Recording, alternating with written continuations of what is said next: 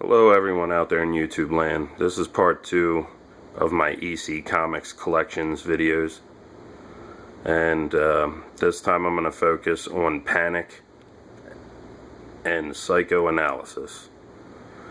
Panic was a book released by EC Comics in 1954. They're not too valuable. Number one I think goes for about 600 plus in near mint, and this is not a near mint copy.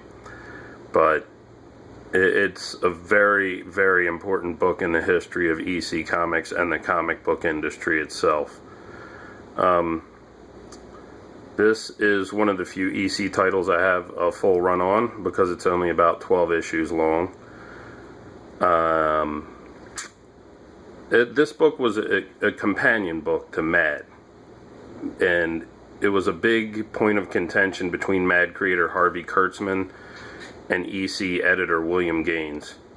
Kurtzman felt that he was cloning Mad and not respecting his creation, while Gaines said, hey, you know, everyone else is cloning it and ripping it off and making money, and these satire books were getting big.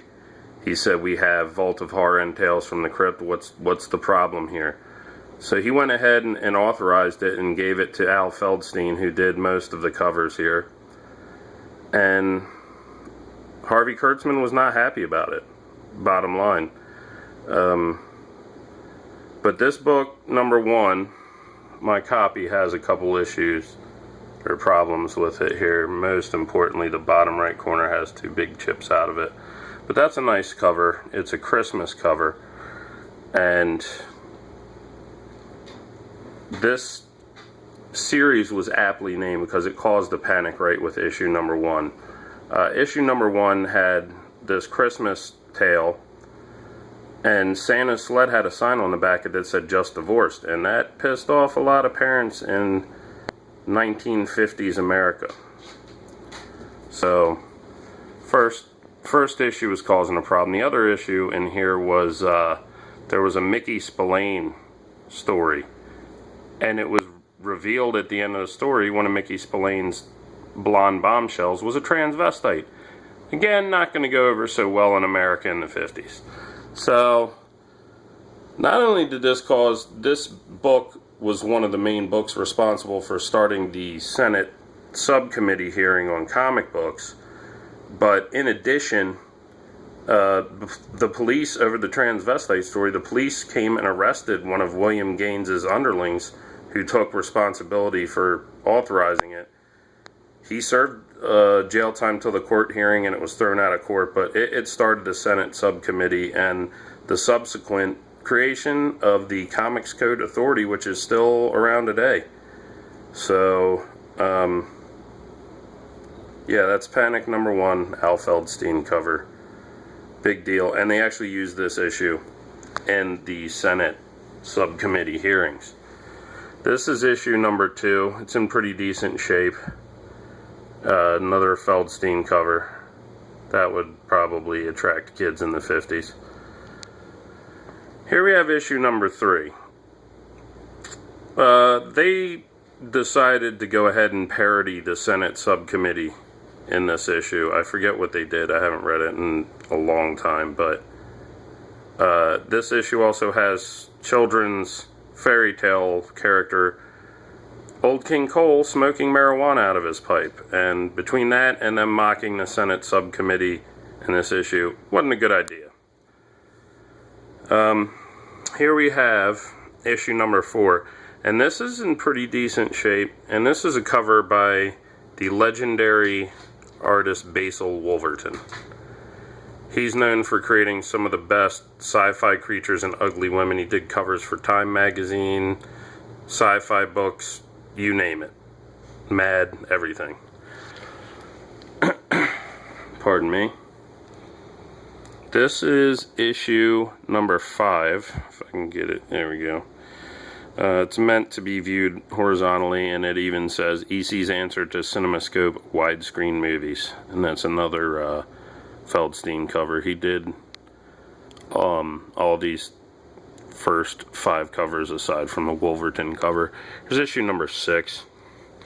And this is an all-white cover, so I'm imagining it's very hard to find in high grade. Mine has some issues on the upper right corner there. As you can see, it's got like some big chips out of it, which is a shame because otherwise it's not too bad.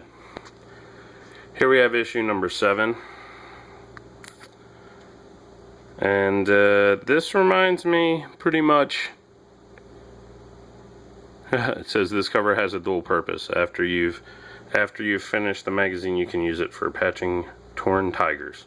But it reminds me of those crappy Zubaz pants all the gym rats wore to work out in the 90s, and they, you know, the tiger stripes would be the color of the football team, and God, those pants were horrible. And they had hats and everything. They were pretty big for a while. This one, this is number 8, and it's just obviously parodying the eye chart at the doctor's office. And I believe this, number 8, if you see the cover, this is the final pre-Comics Code issue they did of this. So, you're going to see in a minute the result, of their endeavors in the Senate. Get these set up here. But yeah, EC Comics was, it was so revolutionary. It was so ahead of its time. They pushed the envelope so hard that they basically, the government regulated them. You know, they caused the panic with this book. And there were other books that were cited, some ridiculous, like Batman and Robin, you know, being a homosexual relationship. But most of the books the Senate subcommittee cited were EC Comics or EC Comics ripoffs. So they were largely, you know, responsible for it. Here we have Panic number 9. And it even says, made to look like gossip type rag now on stands. And it's comic fidential. Made to look like the Inquirer, the Confidential, or whatever. And can Superman really leap tall buildings in a single bound? They put a DC character on there without legal repercussions in 1955. And here's Dick Tracy, the truth behind Dick Tracy's black suit. Does Walter Winchell read comics? I don't know. Who the hell is he? Why, Smiling Jack is always smiling. Pretty cool cover, I like that. And it's in nice shape, actually. Very nice copy.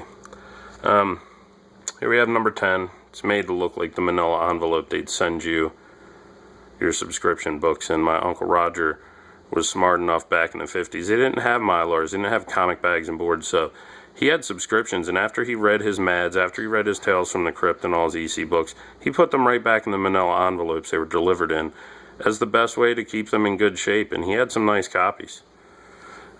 Here we go with issue number 11, and this is a funny cover parodying the Wheaties box, and it says, free in this package, 1 Cadillac, breakfast of chimpanzees. And this is, it has some problems, but it's a cool cover, very, very nostalgic cover.